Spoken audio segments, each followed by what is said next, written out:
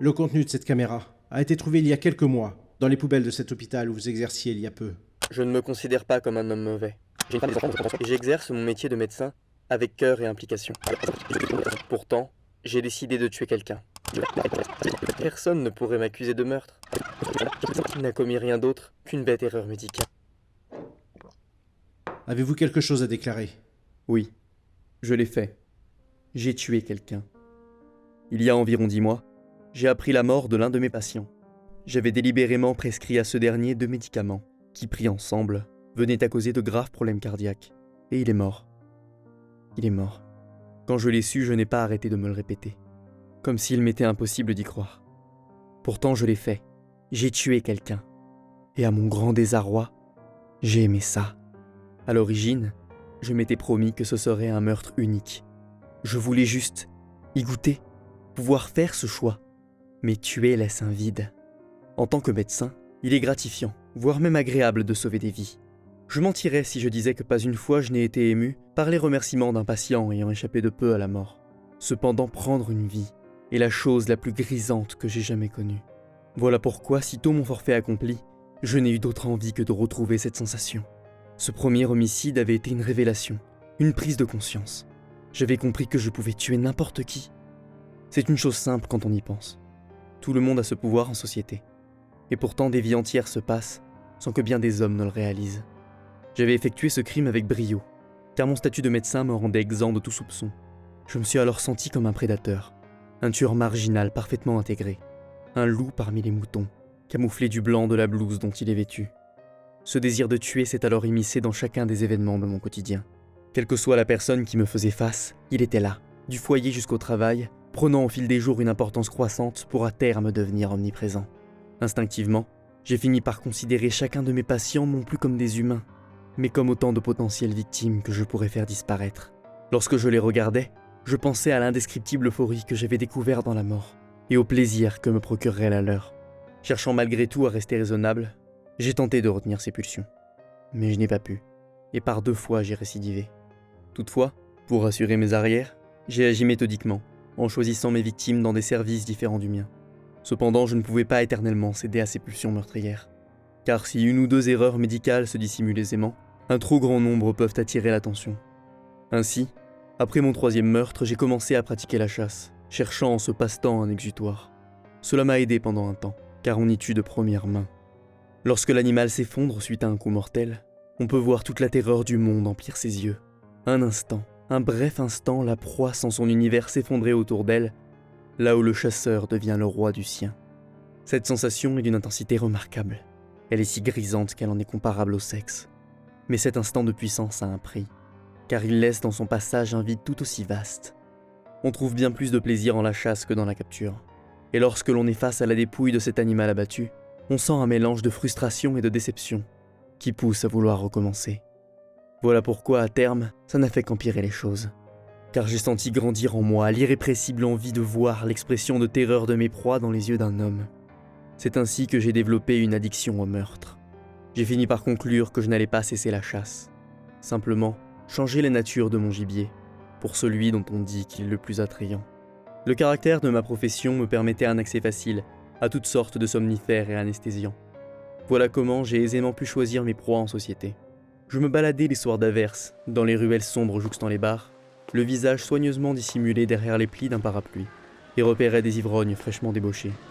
Lorsque l'un d'eux s'éloignait suffisamment de la foule, il me suffisait de le suivre à l'abri des regards, pour lui administrer la dose d'un anesthésiant quelconque, avant de le chaler sur mon épaule, telle une âme charitable qui raccompagnerait un ami trop enivré. Après cela, je le jetais à l'arrière de mon pick-up, sur la même bâche où j'étendais les animaux que j'abattais autrefois, et roulais dans une direction au hasard, en vue de rejoindre une éventuelle forêt. Une fois là-bas, j'arrachais ses habits, et le laissais nu au milieu de la fange pour attendre patiemment son réveil. À peine reprenait-il conscience, que j'annonçais que j'allais le traquer pour le tuer, et qu'il allait mourir s'il ne fuyait pas. La première fois que j'ai appliqué ce modus operandi fut peu concluante, car les psychotropes avaient rendu ma proie incapable de se lever, me contraignant à l'achever au couteau. Je n'avais cependant jamais rien ressenti d'aussi incroyable. Tuer un autre homme de mes mains avait été si fou, que je serais bien en peine de décrire l'intensité de mes sentiments d'alors. Il m'a paru ainsi évident que je ne pourrais jamais renoncer à ce plaisir. J'ai recommencé plus d'10 de fois, et afin de rendre la chasse plus attrayante, j'abaissais petit à petit les doses de somnifères que j'administrais à mes proies pour qu'elles soient plus agiles durant la traque. Chose qui fut mon erreur. Un jour, alors que je dépouillais mon 16e gibier de ses vêtements, ce dernier s'est soudainement relevé pour m'étourdir d'un coup de tête, dérober mon arme et m'asséner une balle au genou avant de s'enfuir. Il m'a donc fallu choisir entre laisser partir ce témoin gênant ou courir le risque d'aggraver la blessure en tentant de le rattraper. Et encore aujourd'hui, même s'il n'y avait pas de bon choix, je reste tout de même persuadé d'avoir fait le mauvais en m'étant rendu à l'hôpital au lieu de le tuer. Je passe les questions, mensonges et alibis que j'ai dû inventer pour justifier une telle blessure. Car la seule chose qui me préoccupait alors était que dans la nature, il se trouvait un homme qui avait vu mon visage. Et ça n'a pas raté. En moins d'une semaine, tous mes meurtres ont été associés au témoignage de cet individu, qui a également permis l'élaboration d'un portrait robot.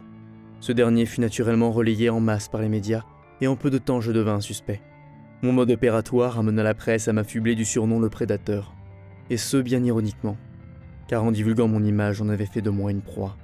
Traqué par les forces de l'ordre, je fus contraint de quitter mon travail, d'abandonner ma famille et de partir en voiture sur les routes. Victime de mon propre jeu, du chasseur, je devins le chassé. Mais en dépit de toute la discrétion et de la prudence dont je faisais preuve durant mon exil, chaque petit témoignage et chaque trace de mon passage les rapprochait inexorablement de moi. À mesure que durait ma fuite, les moyens investis dans ma capture furent de plus en plus grands. On dépêcha la police, l'armée, des hélicoptères, et la traque finit par se resserrer autour de moi, à un tel point que je ne pus plus esquiver les barrages sur la route. Au pied du mur, je décidai de laisser tomber ma voiture pour saisir mon arme et tenter ma chance au travers d'un bois qui jouxtait la route où l'on m'avait piégé. Mais ce faisant, je scellai mon destin. Un sniper embusqué réussit à placer un tir qui m'atteignit au flanc droit, me forçant ainsi à abandonner mon arme pour contenir l'hémorragie de mes mains.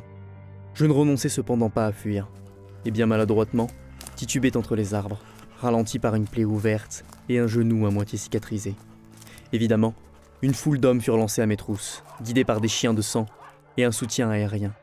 Mes chasseurs ne semblaient pas vouloir laisser une chance à l'animal et avaient résolu de me capturer vivant.